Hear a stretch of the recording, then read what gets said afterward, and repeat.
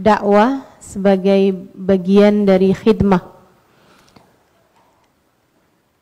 Khidmah kita dalam dakwah sebagai bagian dari cinta kita kepada baginda kita Nabi Muhammad sallallahu alaihi wasallam. Khidmah ummah sebagai bukti cinta kepada baginda Nabi besar Muhammad sallallahu alaihi wasallam. Baik. Saudariku sekalian yang saya muliakan, saya dimaklumkan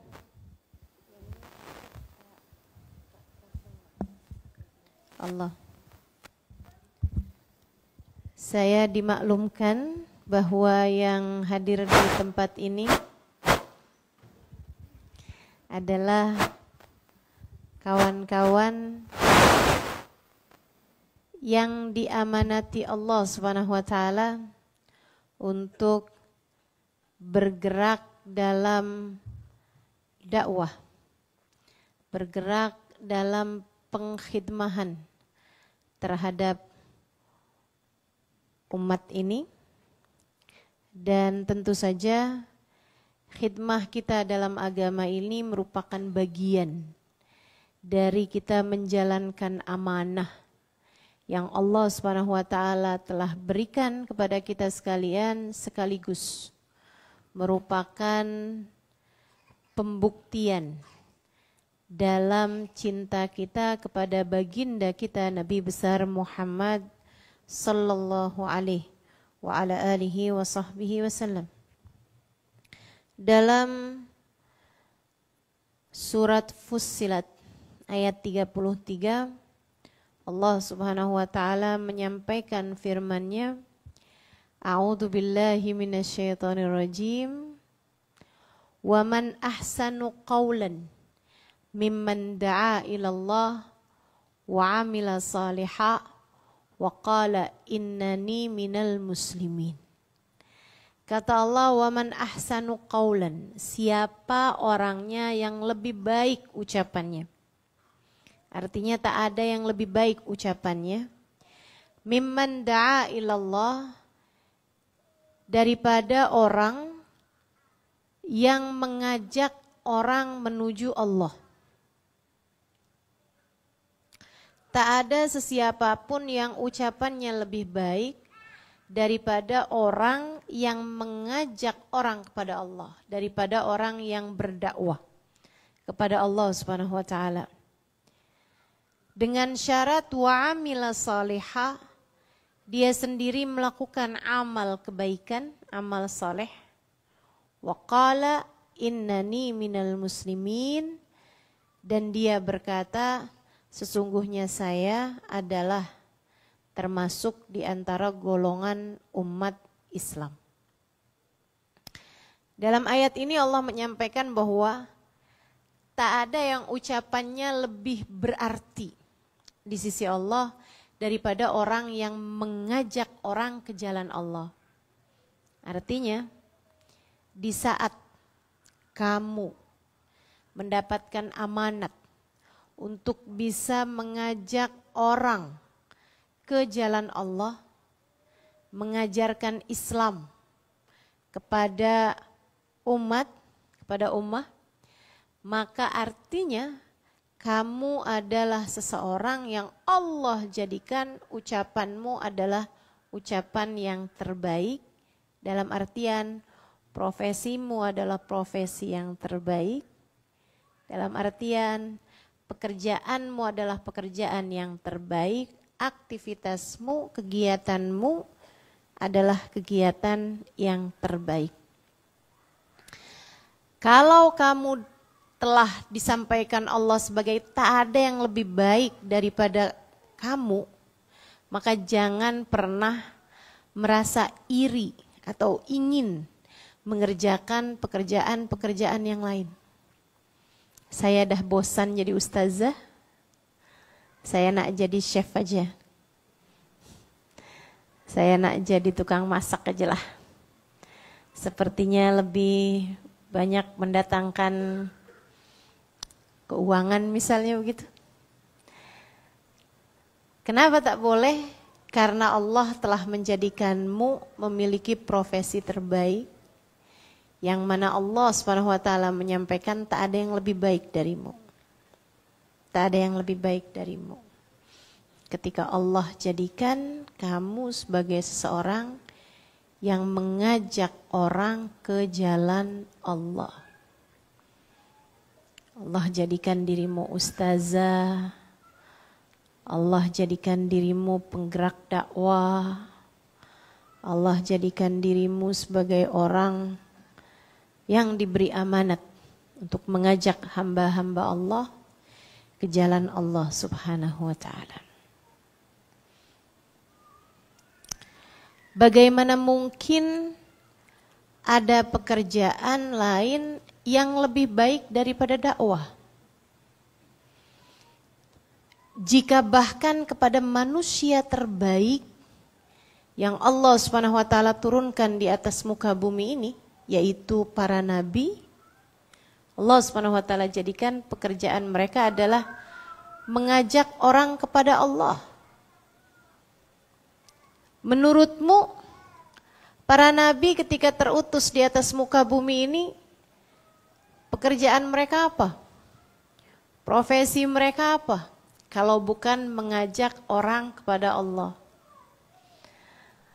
Innama bu'ithtu mu'allima. Kata Nabi Muhammad, aku diutus Allah sebagai seorang pengajar. Pengajar kebaikan.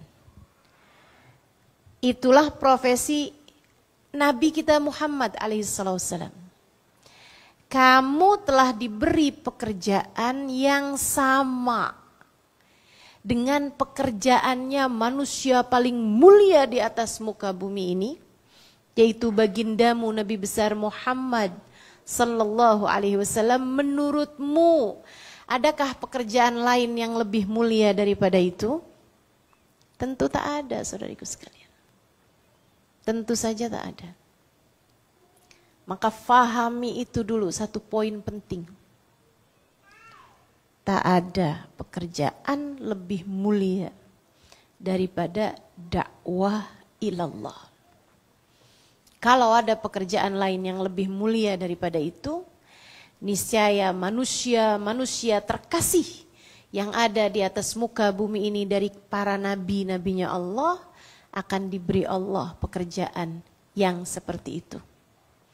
Nyatanya semua nabi adalah pengajak, penyeru kepada kebaikan. Semua nabi adalah da'in ilallah, orang-orang yang mengajak manusia, mengajak ummah ke jalan Allah. Saudaraku sekalian yang saya muliakan, ini ditegaskan oleh Allah Subhanahu wa taala kepada baginda kita Nabi besar Muhammad. Dalam surat Yusuf ayat 108. Allah Subhanahu wa taala menyampaikan firman-Nya untuk baginda kita. Manusia paling terkasih di sisinya, Nabi kita Muhammad sallallahu alaihi wasallam. Allah berfirman, a'udzubillahi minasyaitonirrajim, qul hadhihi sabili ad'u ilallahi ala basiratin ana wa manittaba'ani. Kata Allah, qul, sampaikanlah kepada umatmu wahai Nabi Muhammad. Sampaikan. Hadhihi sabili, inilah jalanku. Sampaikan kepada umatmu, setiap generasi, hingga sampai kepada masa kita sekarang ini. Hadhihi sabili, kata Nabi Muhammad. Sampaikan wahai Nabi Muhammad, inilah jalanku. Jalannya Nabi Muhammad. Apa itu? Ad'u ilallah. Saya mengajak umat menuju Allah. Inilah jalanku. Aku mengajak orang menuju Allah. ala basiratin, dengan kebijaksanaan, dengan penuh kebijaksanaan, dengan penuh pandangan yang jernih, tanpa mengikuti hawa nafsu. Saya mengajak orang menuju Allah ala basiratin, dengan basirah. Basirah itu pandangan mata hati. Ana wa manittaba'ani. Ini mengajak orang kepada Allah dengan bijaksana tanpa mengikuti hawa nafsu. Ana, jalanku, wa manittaba'ani, dan orang-orang yang mengikutiku.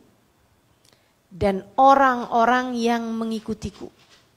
Ini adalah jalanku dan orang-orang yang mengikutiku. Yang mengikutiku. Dan di tahun 2024 ini, kamu dipilih Allah sebagai salah satunya. Dari atba' Rasulillah, dari para pengikut Nabi besar Muhammad sallallahu alaihi wa ala alihi wa sahbihi wasallam. Betapa sebuah amanat yang sangat besar, luar biasa. Betapa sebuah pekerjaan yang sangat tinggi, luar biasa. Betapa sebuah perbuatan yang cukup untuk membuatmu di dunia dianggap sebagai pengikut Nabi Muhammad.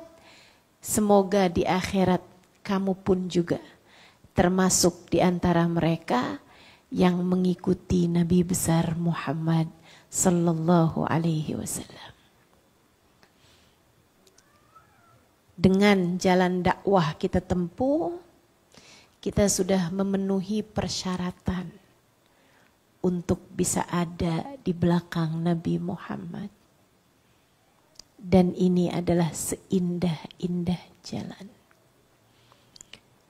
Dan ini adalah seindah-indah cara untuk bisa dekat dengan baginda Nabi besar Muhammad sallallahu alaihi wa ala alihi wa sahbihi wasallam.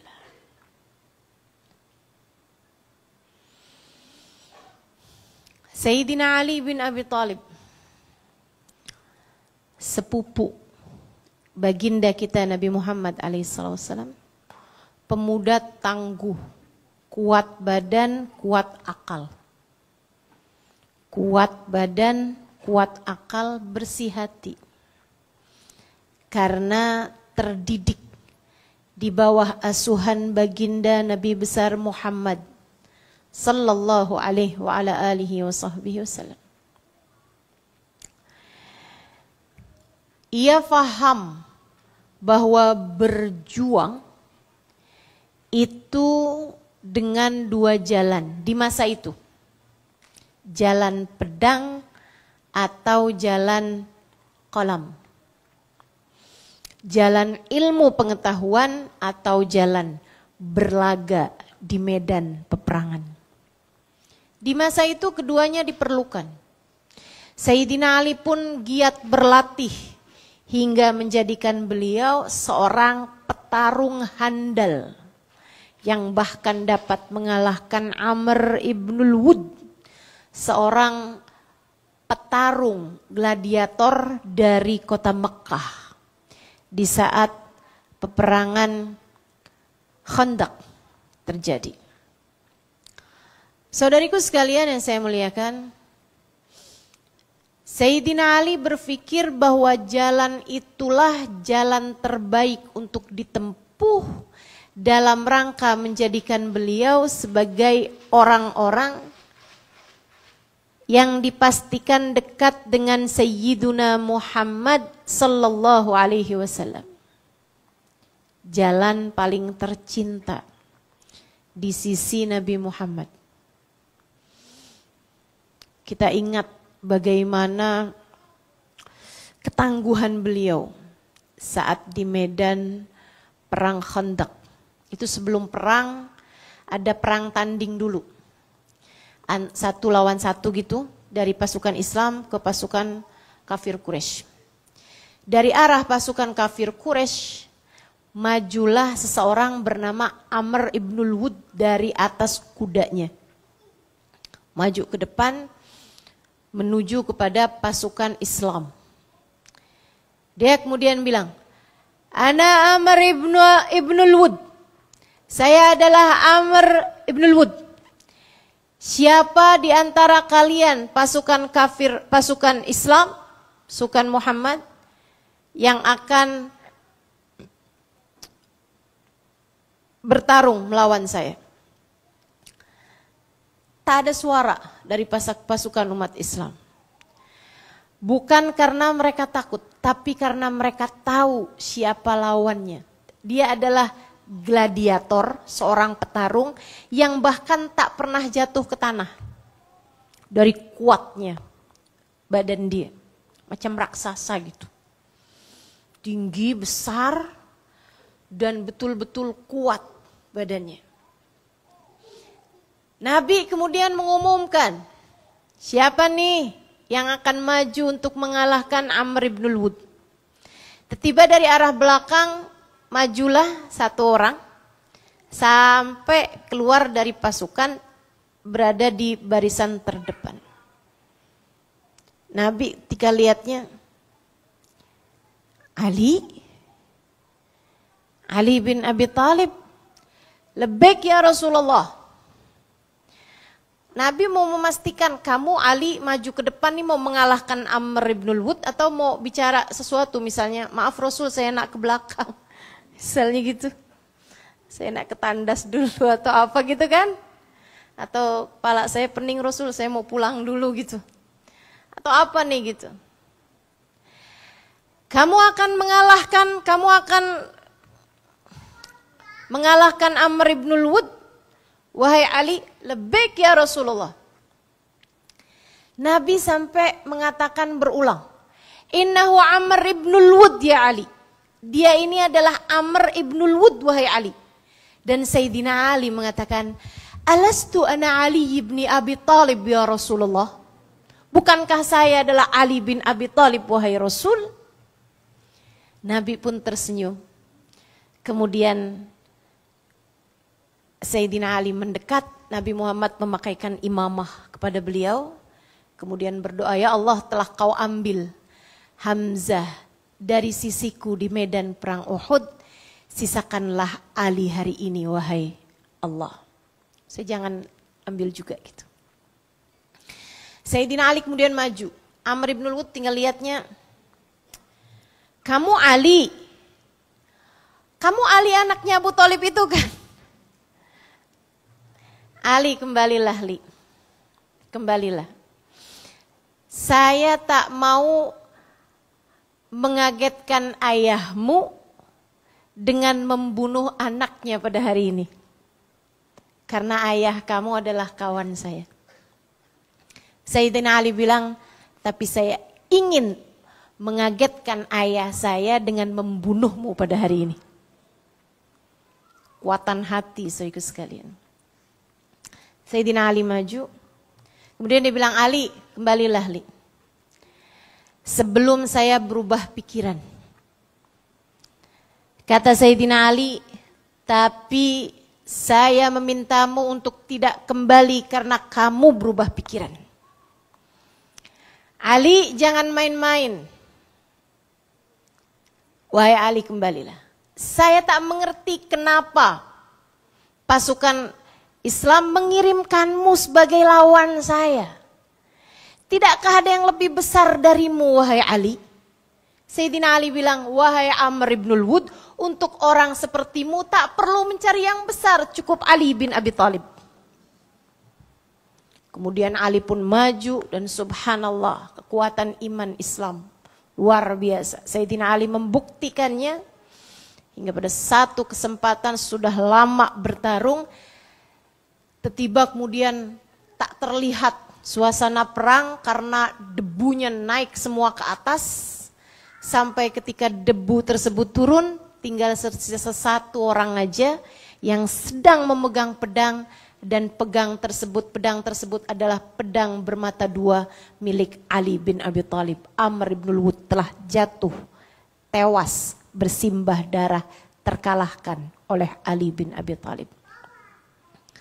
Saudara sekalian, hingga saat perang Khaybar, Nabi Muhammad malam hari itu belum memutuskan siapa yang akan berperang menjadi pemimpin pasukan perang. Telah dikumpulkan pasukannya, tapi siapa pimpinannya?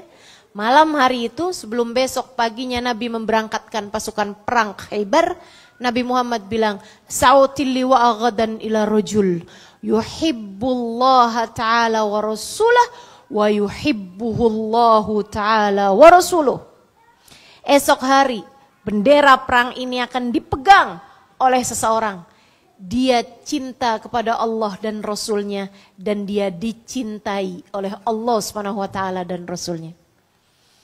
Karena Nabi mengucapkan hal seperti itu, para sahabat semuanya ingin agar dia yang dipilih oleh Nabi sebagai pimpinan perang, karena sifat yang disampaikan Nabi Muhammad SAW. Sampai katanya Sayyidina Umar, "Ma kunna nuhibbur riyasah illa fi dzakal waqt." Saya tak pernah ingin menjadi seorang pejabat kecuali pada malam itu. Pada hari itu. Sampai sahabat ketika lewat di hadapan Nabi yang biasa-biasanya tak menyapa, yang biasanya malu-malu gitu. Mereka semuanya menyapa, "Rasul, Rasul." Siapa tahu Nabi Muhammad kemudian teringat dia dan besoknya mengangkat dia gitu. Karena sifat yang disampaikan Nabi, dia cinta kepada Allah dan Rasulnya. Itu sahabat semua merasa cinta kepada Allah SWT dan Rasulnya. Tapi wa yuhibbuhullahu ta'ala wa rasuluh, dicintai oleh Allah SWT dan Rasulnya. Siapa di antara kita yang pasti? Para sahabat pun merasa demikian. Kami tak pernah pasti apakah kami adalah seseorang yang dicinta Allah dan Rasulnya. Besok harinya Nabi malah mencari Sayyidina Ali, yang ternyata hari itu asabahur ramad. Beliau sedang dalam keadaan sakit matanya. Nabi minta dipanggilkan. Begitu dipanggilkan, Nabi Muhammad kemudian letakkan kedua tangannya sesudah nafas, sesudah meludah ya, semacam meludah tapi tak keluar ludah banyak gitu. Kemudian diusapkan di kedua mata Sayyidina Ali, sehatlah mata Sayyidina Ali seperti tak pernah kena sakit sama sekali. Habis itu Nabi Muhammad bilang, "Wahai Ali, aku pegangkan bendera perang ini kepadamu. Berjuanglah, jangan pernah takut. Berjuanglah, jangan pernah menoleh ke belakang. Jangan perangi perempuan.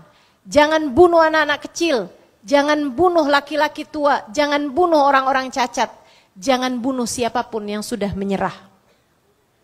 Lebih ya Rasulullah. Perang dalam Islam, bahkan perang pun indah teman-teman. Ada aturan-aturan kemanusiaan yang dijunjung dengan tinggi.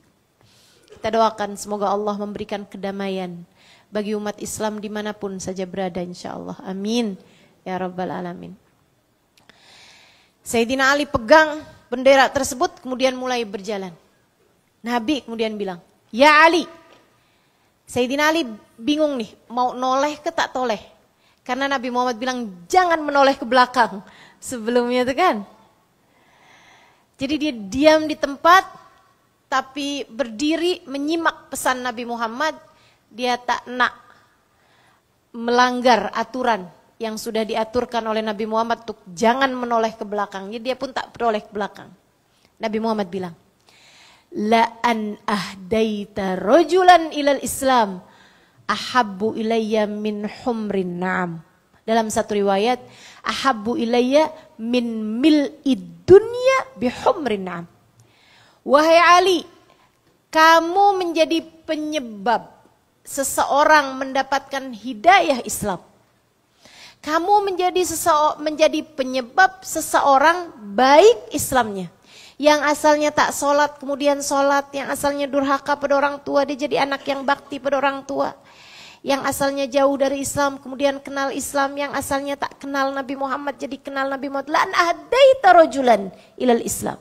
Kamu menjadi penyebab seseorang baik agamanya, ahabbu ilayya min humrin na'am. Lebih aku sukai daripada kamu menghadiahi aku kuda-kuda perang, harta rampasan yang berwarna merah. Orang kalau perang yang diharapkan kemenangan. Kalau menang, harta yang paling diidamkan adalah harta rampasan perang yang berupa kuda. Kuda perang. Kuda perang tuh yang terbaiknya yang berwarna hitam, yang apabila terkena matahari hitamnya tuh kemerah-merahan. Itu kuda perang yang sangat mahal. Orang berharap kalau berperang tuh dapat humrin na'am. Kuda perang berwarna merah ini. Nabi Muhammad bilang, Ali, kamu menjadi penyebab hidayah seseorang lebih aku sukai. Kamu datang padaku wahai Ali membawa saudaramu yang semula jauh dari Islam menjadi dekat dengan Islam. Yang semula tak kenal Allah menjadi kenal dengan Allah. Yang semula tak kenal Nabi Muhammad kemudian jadi dekat dengan Nabi Muhammad. Yang semula durhaka kepada Allah, ahli maksiat, kemudian dia menjadi orang yang lurus jalannya, baik agamanya, tertutup auratnya, sholatnya khusyuk, menangis karena rindu sekaligus takut kepada Allah, menangis karena rindu dan berharap syafaat Nabi Muhammad. Wahai Ali, la an ahdaita rajulan ilal Islam ahabbu ilayya min humrin na'am. Lebih aku sukai kamu datang membawa saudaramu dalam Islam. Kamu menjadi penyebab bagusnya Islamnya. Lebih aku sukai daripada kamu menghadiahi aku harta rampasan berupa kuda-kuda perang berwarna merah. Bahkan dalam satu riwayat, bimil dunya min humrin na'am. Meskipun kuda-kuda perang tersebut sepenuh dunia ini. Dari situ, Sayyidina Ali kemudian faham bahwa cara untuk mendekatkan diri menjadi seseorang yang tercinta di hadapan Nabi Muhammad SAW adalah mengembalikan umat kepada Nabi Muhammad. Mengenalkan umat kepada Nabi Muhammad.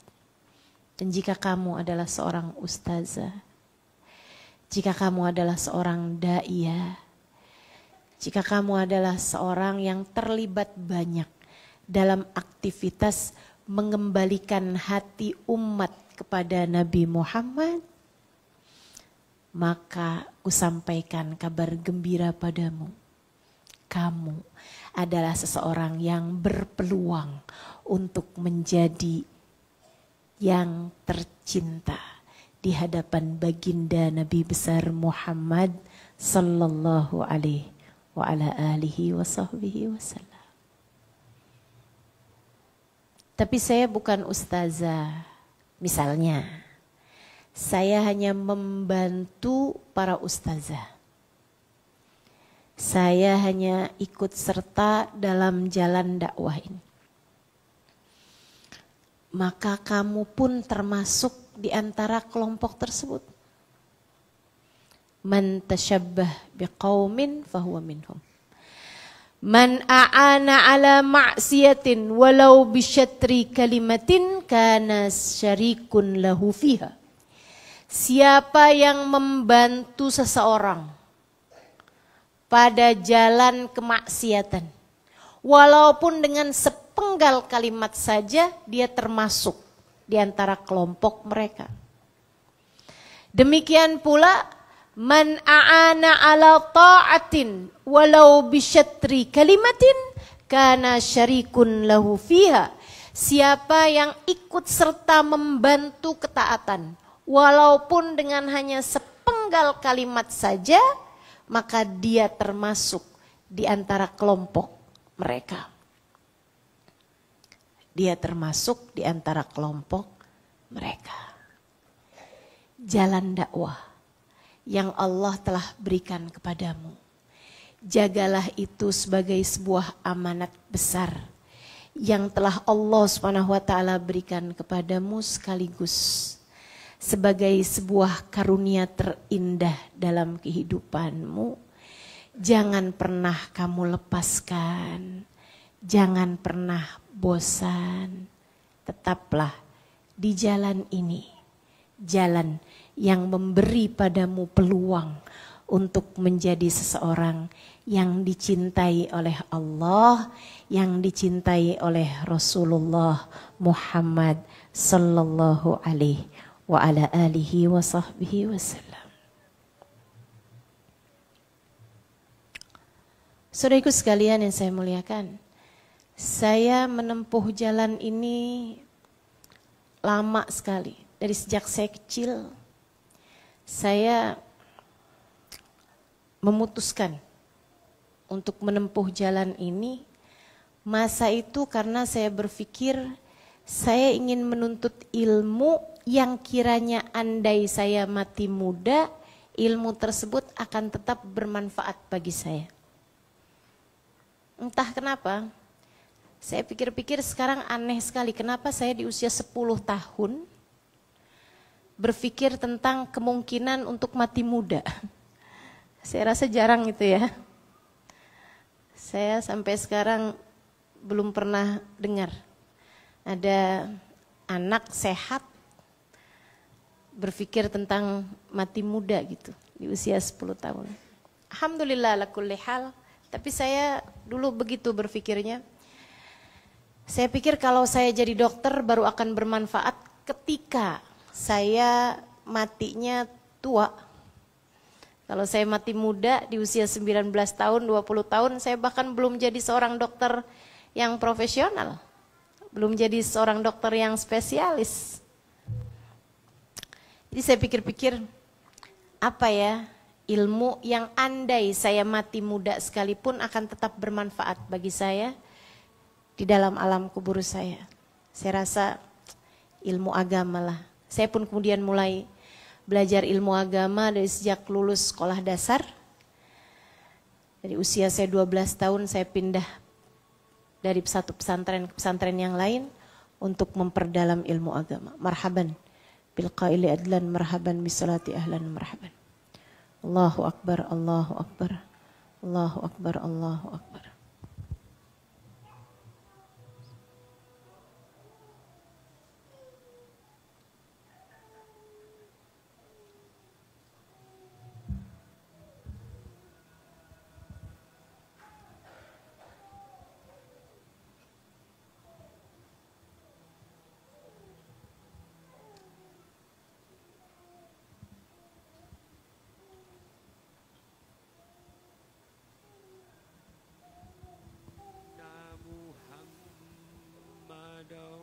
Rasulullah. Asyhadu anna Muhammadar Rasulullah. Asyhadu anna Muhammadar Rasulullah. Raditu billahi rabba wa bil islami dina bi Muhammadin sallallahu alaihi wasallam nabiyya wa rasulah. La haula wa la quwata illa billahil aliyyil azim.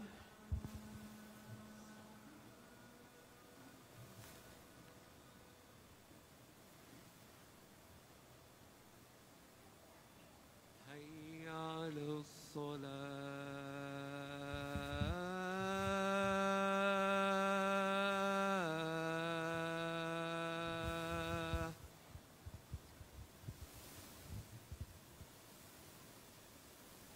حي على الفلاح.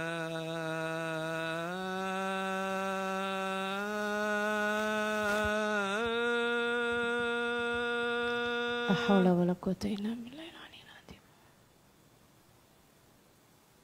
حي على الفلاح.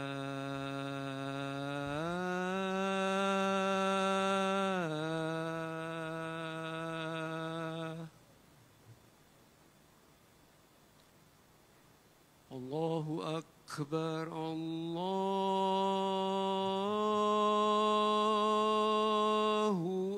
أكبر Allahu Akbar, Allahu Akbar. لا إله إلا الله La ilaha illallah. Alhamdulillah Rabbil Alamin. Allahumma salli wa sallim ala Sayyidina Muhammad wa ala ali Sayyidina Muhammad. Allahumma rabba hadhihi ad-da'wati at-tammah was-salati al-qa'imah ati Sayyidina Muhammadin al-wasilata wal-fadilah والشرف والدرجة العالية الرفيعة وأبطل المقام المحمود الذي وأته إنك لا تخلف الميعاد يا أرحم الراحمين. ربي اغفر لي ولوالدي ربي اغفر لي ولوالدي ربي اغفر لي ولوالدي ربي اغفر لي ولوالدي ربي اغفر لي ولوالدي وارحمهما كما ربياني صغيرا وصلى الله على سيدنا محمد وعلى آله وصحبه وسلم والحمد لله رب العالمين. Dan saya mulai mengajar di usia saya 19 tahun. Ketika saya berangkat untuk belajar sebenarnya di Daruz Zahra Tarim Hadramut, namun setahun kemudian saya pun dipanggil oleh guru kami Hubabah untuk keikutsertaan saya dalam mengajar. Mulai dari tahun itu, tahun 1999 hingga masa sekarang, artinya sudah 25 tahun saya mengajar. Tadi siang di majelis Ustazah Nadia bercerita bahwa dia kenal saya dalam 2 dekade. Artinya 20 tahun ya. Lihatlah betapa sangat tuanya saya. Dari sejak tahun itu sampai dengan sekarang saya mengajar dan tak berhenti mengajar. Saya semoga dianggap berdakwah dan alhamdulillah belum dihentikan, semoga tidak dihentikan dalam jalan dakwah ini. Harapan saya apa yang Allah SWT sebutkan dalam surat At-Tahrim ayat 8. Kata Allah, "Yauma la yukhzillahu an-nabi walladzina amanu ma'ahu nuruhum yas'a baina aydihim wa biaymanihim yaquluna rabbana atmim lana nurana waghfir lana innaka ala kulli syai'in qadir." Di akhirat nanti la yukhzillahu nabi, Allah tak akan mengecewakan Nabi Muhammad. Di padang mahsyar nanti Allah tak akan pernah menyusahkan Nabi Muhammad. Yauma la yukhzillahu nabi, Allah tak akan susahkan Nabi Muhammad. Walladzina amanu ma'ahu, dan orang-orang beriman yang bersama dengan Nabi Muhammad. Nuruhum yas'a baina aydihim wa biaymanihim. Ada cahaya di hadapan mereka, ada cahaya di samping kanan mereka. Yaqulun, mereka berkata, Rabbana atmim lana nurana. Ya Allah, sempurnakanlah lagi cahaya kami dengan Engkau beri cahaya di samping kiri dan belakang kami. Waghfir lana, ampunilah dosa kami. Innaka ala kulli syai'in qadir, sesungguhnya Engkau maha berkuasa terhadap segala sesuatu, termasuk di antara kekuasaanmu adalah menyempurnakan cahaya kami ya Allah. Di saat yang lain ketakutan setengah mati, di saat yang lain khawatir terhadap nasibnya di akhirat akan menjadi seperti apa, orang-orang yang bersama dengan Nabi Muhammad, orang-orang yang bersama dengan Nabi Muhammad justru berbangga-bangga dengan cahaya yang ada di hadapan mereka dan ada di kanan mereka, dan masih minta lagi tambahan cahaya dari Allah Subhanahu wa taala untuk kiri dan belakang mereka.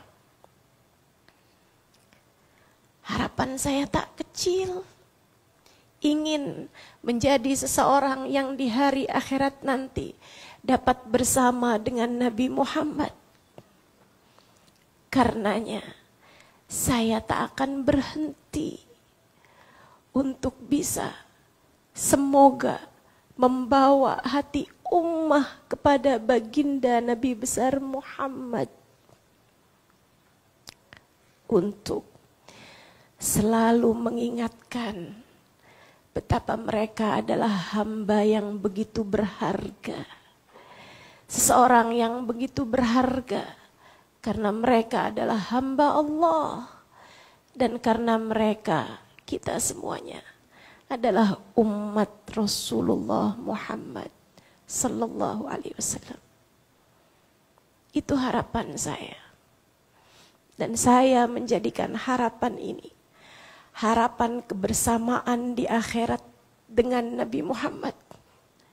Harapan untuk suatu hari nanti mata saya Allah izinkan untuk berjumpa dengan seseorang yang hari-hari saya dipenuhi dengan menceritakan tentangnya. Harapan saya, semoga suatu hari nanti Allah mempertemukan saya sehingga telinga saya dapat mendengar suara dari seseorang yang di banyak kehidupan saya menyampaikan tentang ucapannya. Harapan saya, semoga sebagaimana saya menempuh perjalanan di atas muka bumi ini, naik pesawat, naik kereta api, naik kapal laut, naik apapun aja dari kendaraan-kendaraan, atau berjalan kaki misalnya, untuk menghadiri majelis-majelis ilmu yang di dalamnya saya mengingatkan orang-orang kepada Allah dan Rasulnya. Semoga kelak di hari akhirat kaki saya ini ada di belakang Nabi Muhammad, berada dalam rombongan, dalam barisan Nabi Muhammad. Itu harapan saya. Dan kalau kawan-kawan bertanya, apa hal yang paling saya takutkan? Apa yang disebut Allah Subhanahu wa taala dalam surat Al-Maidah ayat 54. A'udzu billahi minasyaitonir rajim. Ya ayyuhalladzina amanu may yartadda minkum an dinihi fasawfa ya'tillahu biqaumin yuhibbuhum wa yuhibbunah adillatin alal mu'minin a'izzatin alal kafirin yujahiduna fi sabilillah wa la yakhafuna lawmata laim dzalika fadlullahi yu'tihi man yasha wallahu wasi'un alim. Hal yang paling saya takutkan adalah menjadi orang-orang yang disebut Allah dalam ayat ini. Wahai sekalian orang-orang yang beriman, siapa yang berpaling dari agama ini, siapa yang meninggalkan, aku sudah bagi kepadanya agama untuk dia jalankan, tapi dia lebih tertarik pada jalan yang lain. Dia meninggalkan jalan yang lain. Dia tertarik kepada selain Allah dan Rasulnya. Fasawfa ya'tillahu biqaumin.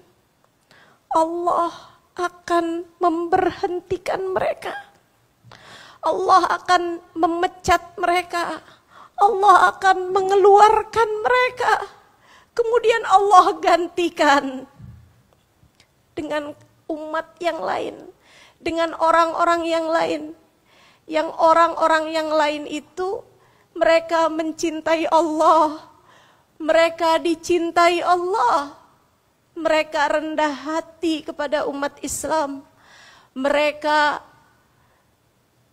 tegak berdiri menghadapi orang-orang kafir yang ingkar. Mereka berjuang di jalan Allah. Mereka ngerti caranya berjuang di jalan Allah. wala yakhafuna laumata laim, dan mereka tak takut dengan celaan orang yang mencela. Dzalika fadlullah, itulah anugerah dari Allah. Sungguhnya Allah adalah zat yang maha luas anugerahnya, lagi maha mengetahui. Hal yang paling saya takutkan ketika saya tidak benar-benar menjalankan tugas, amanat, kerjaan ini dengan sungguh-sungguh, saya takut dipecat dari pekerjaan ini. Saya takut diusir dari kehadirat Allah. Allah melihatnya, yang seperti kamu Halimah tak layak untuk ada di jalan ini, keluarlah. Aku akan menggantikanmu dengan yang lebih pantas berada di jalan ini. Dia mencintaiku, aku mencintainya. Tak seperti kamu yang lebih tertarik kepada selain aku. Tak seperti kamu yang mudah meninggalkanku. Yujahiduna fi sabilillah. Mereka mengerti berjuang di jalan Allah. Mereka tak takut dengan cacian siapapun. Yang seperti itu yang aku mau, yang sepertimu tak layak berada di jalan ini. Untukmu yang Allah jadikan berada di jalan ini, tetaplah di jalan ini. Tetaplah di jalan ini. Semoga Allah tak pernah mengeluarkan kita dari jalan ini. Semoga sebagaimana kita meniti jalan ini di dunia, Allah titikan untuk kita jalan di belakang baginda Nabi besar Muhammad sallallahu alaihi wasallam. Rabbana taqabbal minna innaka antas samiul alim. Tub alaina innaka antat tawwabur rahim. Bifadli subhana rabbika rabbil izzati amma yasifun. Wassalamun alal mursalin. Walhamdulillahi rabbil alamin. Bisirril Fatihah. Allah. Di dalam perjalanan wanita yang di dalam jalan dakwah, ada juga peranan-peranan besar lain yang juga perlu dibawa dengan baik, seperti menjadi seorang isteri, seorang ibu dengan ujian yang berbagai. Ustazah Halimah boleh kongsikan satu bekalan motivasi, prinsip untuk terus kuat dalam jalan ini.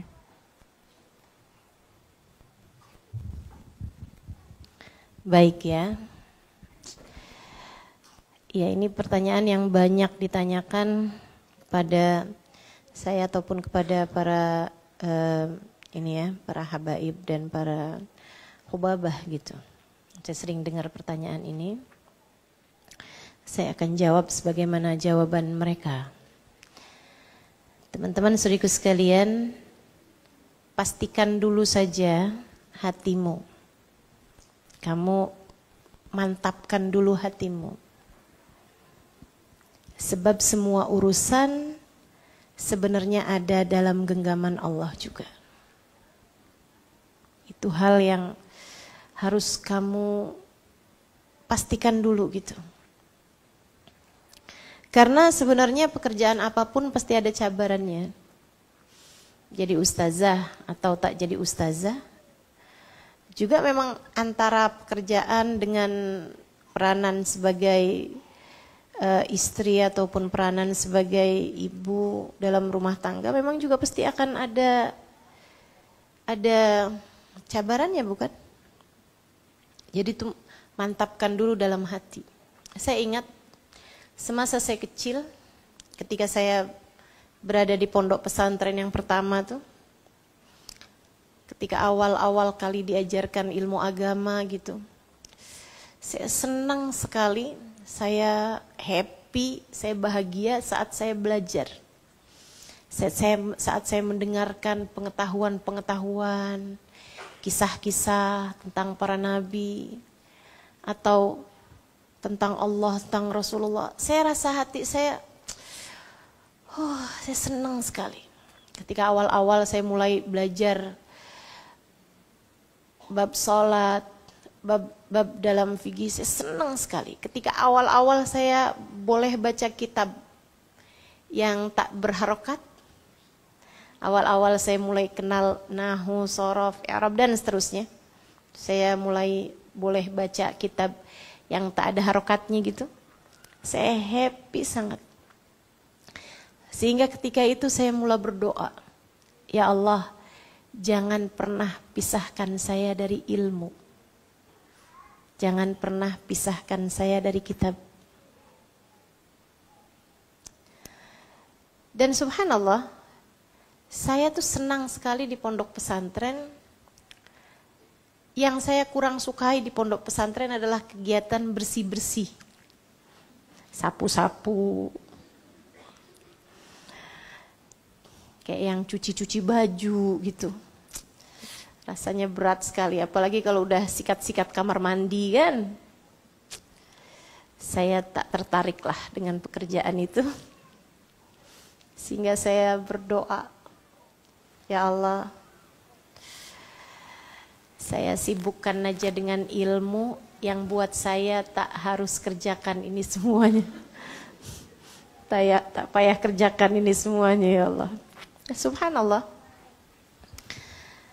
Di masa-masa selanjutnya, di mana-mana saya berada, selalu saja ada kawan-kawan yang suka kerjakan urusan-urusan macam itu, dengan ganti saya diminta mengajarkan dia. Dan saya dengan penuh sukacita melakukannya, karena itu memang hal yang paling saya sukai. Subhanallah, saya akhirnya menikah. Namun menikah tidak membuat saya terpisah dari ilmu. Ketika kemudian saya lama menikah pun juga demikian. Tak pernah ada waktunya saya terpisah dari ilmu, dari jalan ini.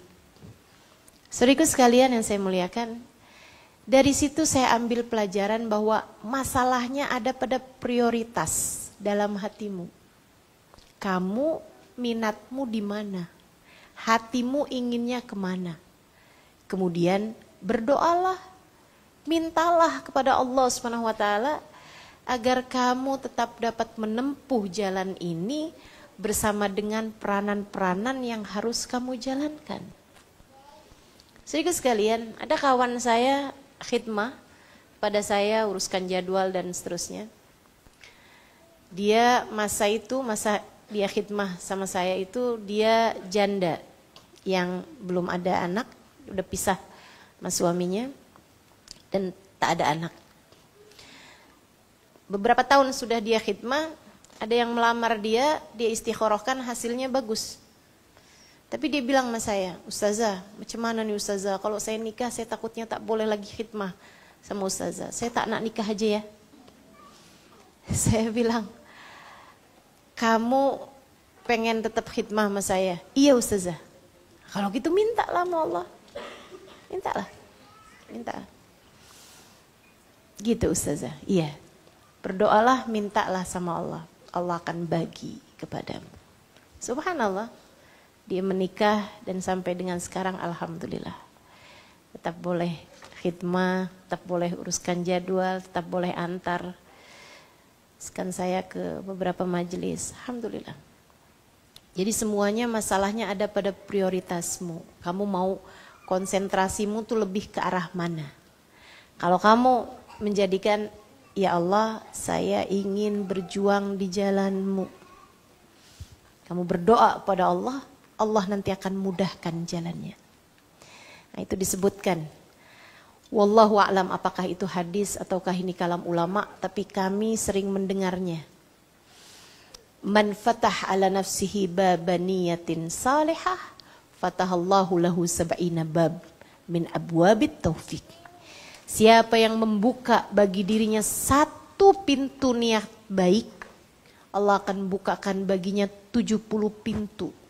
Dari pintu-pintu kemudahan berbuat baik. Jadi kamu niat dulu, saya ingin berjuang di jalan ini. Kemudian kamu berdoa, minta kepada Allah. Bukankah semua yang ada di semesta ini Allah juga pengendalinya.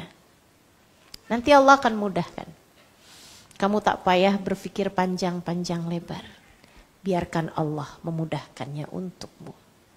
Toh telah terbukti. Bukankah kamu telah lihat bukti-buktinya? Ada banyak orang yang ustazah juga, punya anak juga, jadi istri juga. Bagus semuanya. Mengajarnya bagus. Jadi istrinya bagus, punya anak-anak. Anak-anaknya juga bagus. Ada banyak contohnya. Contoh nyata di kehidupan saya, guru saya, Abah Nur. Anaknya 10.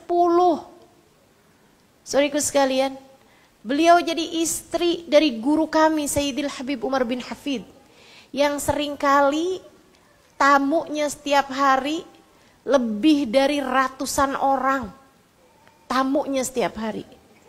Beliau memasak, beliau mengurus keluarganya, beliau mengurus santri-santrinya, beliau mengajar kepada umatnya. Beliau bersama dengan itu tak pernah tinggal ibadah malamnya. Qur'annya dibaca, zikirnya semua dibaca, ibadahnya, hidupnya makmur dengan berbekal menuju Allah Subhanahu wa taala. Semuanya dapat dijalankan. Kenapa gitu? Fa innahum muwaffaqin lil khairat. Mereka adalah orang-orang yang diberi Allah kemudahan berbuat kebaikan. Maka pilihlah dulu jalannya, kemudian berdoalah, minta kepada Allah untuk dapat menjalaninya dengan baik. Sesudahnya jalanilah sebaik yang kamu boleh kerjakan. Insya Allah. Allah